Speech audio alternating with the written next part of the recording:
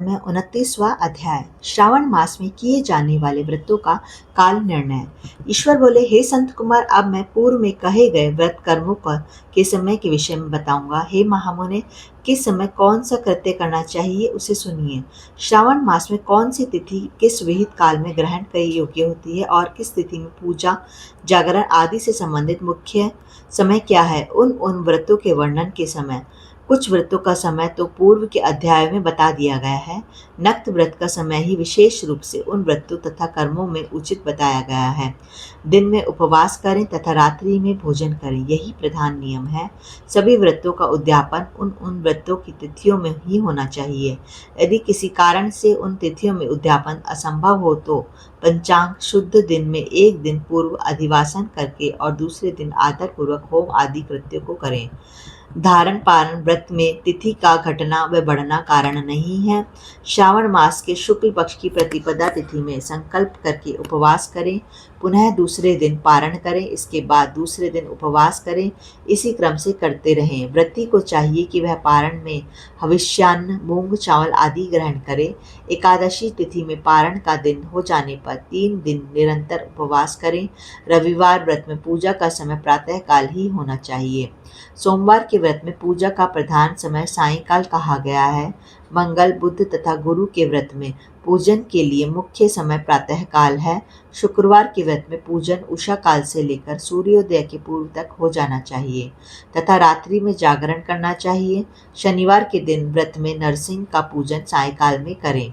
शनि के व्रत में शनि के दान के लिए मध्याह्न मुख्य समय कहा गया है। हनुमान जी के पूजन का समय मध्याह्न है।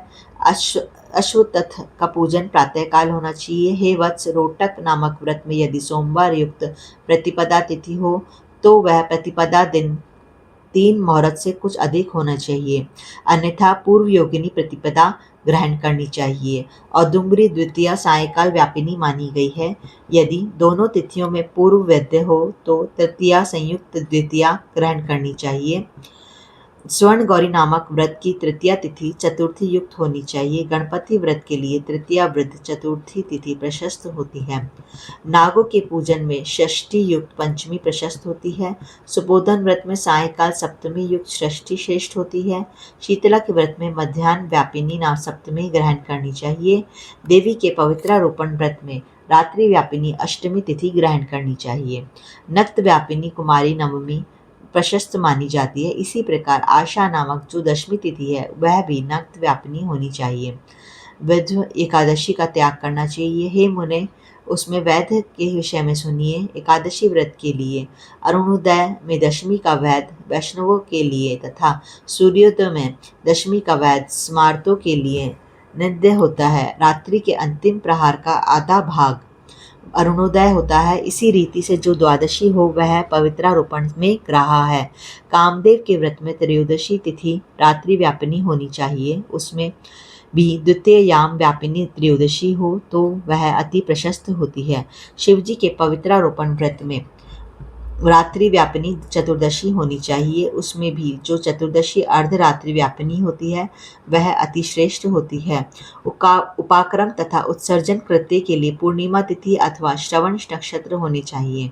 यदि दूसरे दिन 3 मुहूर्त तक पूर्णिमा हो तो दूसरे दिन ग्रहण करना चाहिए, अन्यथा तृतीय शाखा वालों को और ऋग्वेदियों को पूर्व दिन ही करना चाहिए।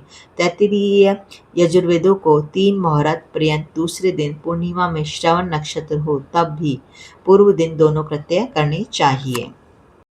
पूर्णिमा तथा श्रवण दोनों का पूर्व दिन 1 मुहूर्त के अनंतर योग हो और दूसरे दिन 2 मुहूर्त के भीतर दोनों समाप्त हो गए हों तब पूर्व दिन ही दोनों कर्म होना चाहिए। यदि हस्त नक्षत्र दोनों दिन अपराह्न काल व्यापी हो तब भी दोनों कृत्य पूर्व दिन ही संपन्न होने चाहिए।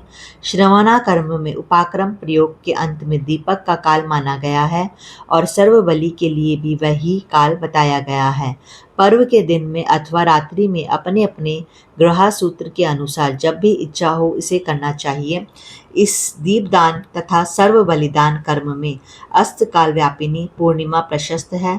हयग्रीव के उत्सव में मध्याह्न व्यापिनी पूर्णिमा प्रशस्त होती है। रक्षाबंधन रक्षाबंधन कर्म में अपराह व्यापिनी पूर्णिमा होनी चाहिए। इसी प्रकार संकष्ट चतुर्थी चंद्रोदय व्यापिनी ग्रहा होनी चाहिए। यदि चंद्रोदय व्यापिनी चतुर्थी दोनों दिनों में हो अथवा दोनों दिन में ना हो तो भी चतुर्थी व्रत पूर्व दिन में करना चाहिए, क्योंकि तृतीया में चतुर्थी महान पुण्य फल देने वाली होती है। अतः हे वत्स, व्रतियों को चाहिए कि गणेश जी को प्रसन्न करने वाले इस व्रत को करें। गणेश चतुर्थी, गौरी चतुर्थी और बहुला चतुर्थी, इन चतुर्थियों के अतिरिक्त अन्य सभी चतुर्थियों के पूजन के लिए पंचमी विद्या कही गई है।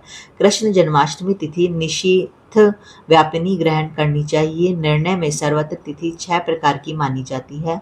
दोनों दिन पूर्ण व्याप्ति, दोनों दिन केवल अव्याप्ति, अंश में दोनों दिन सम व्याप्ति, अंश से दोनों दिन विषम व्याप्ति, पूर्व दिन संपूर्ण व्याप्ति और दूसरे दिन केवल आंशिक व्याप्ति, पूर्व दिन आंशिक व्याप्ति और दूसरे दिन अव्याप्ति। इन पक्षों में, तीनों पक्षों में जिस प्रकार संदेह नहीं है उसे अब सुनिए। विषम व्याप्ति में अंश व्याप्ति से अधिक व्याप्ति उत्तम होती है।